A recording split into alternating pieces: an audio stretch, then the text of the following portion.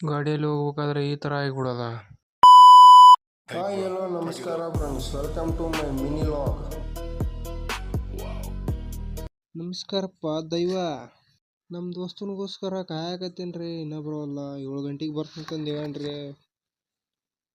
ನೋಡ್ರಿ ಟೈಮು 7:04 ಆಯ್ತು, ಇನ್ನೂ ಬರೋಲ್ಲ ನೋಡ್ರಿ. ಏನು ಮಾಡಕ್ರಿ ನಮ್ಮ ದೋಸ್ತನಿಗೆ ಸಲುವಾಗಿ. ಈಗ ಬರ್ತಾ ನೋಡ್ರಿ ನಮ್ಮ ದೋಸ್ತ ಅವಸರ ಮಾಡ್ತಾನ. ಬಂದ್ ನೋಡ್ರಿ ನಮ್ಮ ದೋಸ್ತ ಹೆಂಗ್ ಬರ್ತಾವ ನೋಡ್ರಿ, ಬಸ್ರಿ ಹೆಂಗ್ಸ್ ಬಂದಂಗೆ ಬರ್ತಾವ.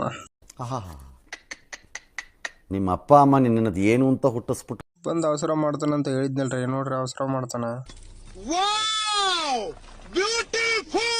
ಗಾಡಿ ತಗೊಲಿ ಹೊಡಿಬಾಕಿ ನಾವು ಮಟ ಅಂದ್ರೆ ಇಲ್ಲಿ ನನಗೆ ಗದ್ದಲ್ದಾಗ ಹೊಡ್ಯಕ್ಕೆ ಬರಲ್ಲ, ಪರ್ಫೆಕ್ಟ್ ಇಲ್ಲ ಅಂತನ್ರಿ ನಮ್ಮ ದೋಸ್ತ.